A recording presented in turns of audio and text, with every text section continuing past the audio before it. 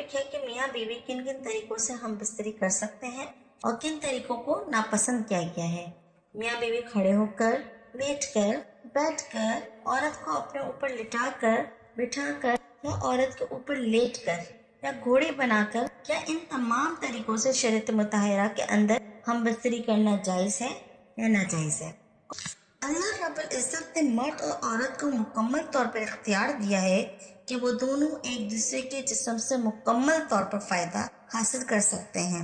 जो गलत तरीका है यानी दुबर में नहीं कर सकते, यानी पीछे का मुकाम में नहीं कर सकते, क्योंकि इसकी मुमानियत आई है।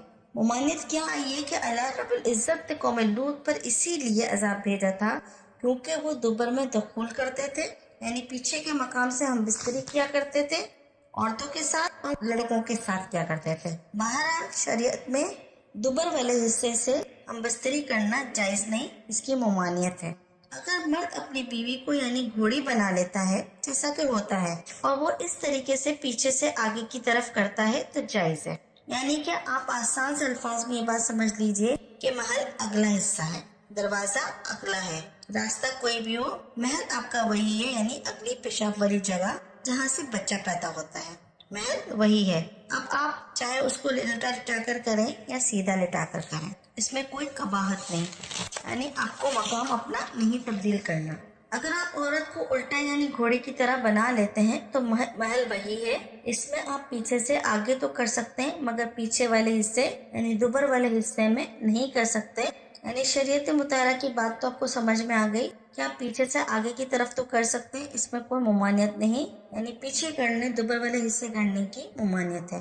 अब मैं आपको दो ऐसे तरीके बयान करूंगी जिसको कुरान और हदीस में बयान किया गया है, और आज की साइंस भी इस बात का इकरार करती है, और डॉक्टर हजरात भी ये कहते हैं कि इन दोनों तरीकों से अगर हम बिस्तरी की जाए तो औरत को खूब लज्जत हासिल होगी और मर्द भी खूब तस्कीन हासिल करेगा। आइए इन दो तरीकों पर रोशनी डालते हैं। पहला तरीका ये लिखा हुआ है कि औरत को नीचे लिटा ले, जैसा कि औरत को नीचे लिटा लिया और इसके ऊपर खुद लेट गए। इस तरीके के बारे में लिखते हैं कि मर्द ऊपर रहे और औरत नीचे रहे, तो इसमें एक फायदा ये है कि मर्द को हरकत करने का पूरा मौका मिलेगा, जिससे लज्जत हासिल होगी, और दूसरा फायदा ये है कि औरत पर थोड़ा सा वजन आएगा, जिसकी वजह से उसकी लज्जत में इजाफा होगा और वो जल्द फारिग हो जाएगी। यानी इस तरीके से औरत के जल्द फारिग होने का इम्कान है। ये तरीका कि औरत नीचे रहे और मर्द ऊपर रहे, क्योंकि औरत भी यही चाहती है। औरत बेचारी को कभी कैसे करना है, ऐसे करना है, वैसे करना है, वो कर तो लेती है आपकी खुशी की खातिर, आपकी बात मान तो लेती है, लेकिन इस तरीके में वो परेशान हो जाती है। लज्जत की वजह से उसको थोड़ी तकलीफ भी होगी जब वो नीचे रहेगी, और इस तरीके से हमल ठहरने का भी पूरा मौका मिलता है, और मर्द और औरत एक दूसरे से मुकम्मल तौर पर फायदा, लज्जत और तस्कीन हासिल कर सकते हैं। इसके बारे में एक माहिर डॉक्टर क्या कहते हैं, मैं आपको तहरीर पढ़ के सुनाती हूँ।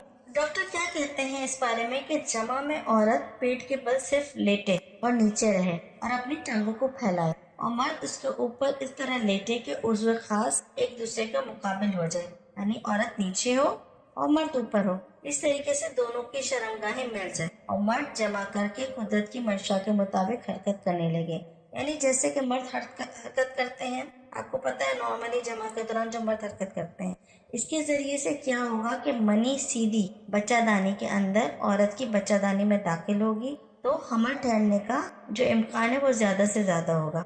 इसके अलावा इस तरीके से औरत भी जल्द फारिग हो जाएगी और इसके अंदर भी ढीलापन आ जाएगा, और मर्द भी फारिग हो जाएगा, और मर्द का जो ज़कर है यानी जो पेशाब वाली जगह है वो भी सुकड़ जाएगी। आपने कहा कुरान पाक का कोई रेफरेंस हो, तो कुरान पाक में अल्लाह रब्बुल इज़्ज़त फरमाते हैं, यानी जब मर्द ने औरत को ढांप लिया तो इसमें बिल्कुल सा हमल रह गया। वजाहत करती चलूं कि औरत कब ढकती है, जब मर्द इसके पूरे ऊपर आ जाता है और औरत नीचे होती है, मर्द ऊपर होता है, तो वो उसको कवर कर लेता है, और इस तरह का जमा में हमल ठहरने का इम्कान ज्यादा से ज्यादा है, जिसका कि कुरान पाक की आयत में इशारा मिलता है, जैसा अल्लाह रब्बुल इज़्ज़त ने कुरान पाक में फरमाया है। दूसरा तरीका ये है जो हम बिस्तरी करने का है, जिसमें औरत को बहुत ज्यादा लज्जत हासिल होती है। इसके बारे में हदीस मुबारका में है, यानी मर्द जब फर्श के चारों जानिब बैठ जाए और दोनों रानों के दरमियान, और फर्श किसे कहते हैं, अरबी जबान में फर्श औरत की शर्मगाह को कहते हैं। ये उस वक्त होता है जब औरत अपनी दोनों रातों को टांगों को खोल ले اور دونوں دانوں کے درمیان مرد بیٹھ جائے اور بیٹھ کر اس کے ٹانگوں کو اوپر اٹھا لے اور اپنے کندھوں پر رکھ دے اور پھر مرد جو ہے اس طریقے سے ہم بستری کرے. یعنی مرد جب فرش کے چاروں جانب بیٹھ جائے پھر تو عورت کو بھی تھوڑی سی مشقت ہوگی. یہ حدیث کے الفاظ ہیں تو اس طریقے سے آپ ہم بستری کر سکتے ہیں. یہ دو طریقے ہیں جس کو شریعت نے پسند کیا. اس سے مرد اور عورت دونوں کو لذت و سکون حاصل ہوتا ہے اور اولاد ہونے کے حمل ٹھہرنے کے زیادہ سے زیادہ امکانات بھی ہوتے ہیں.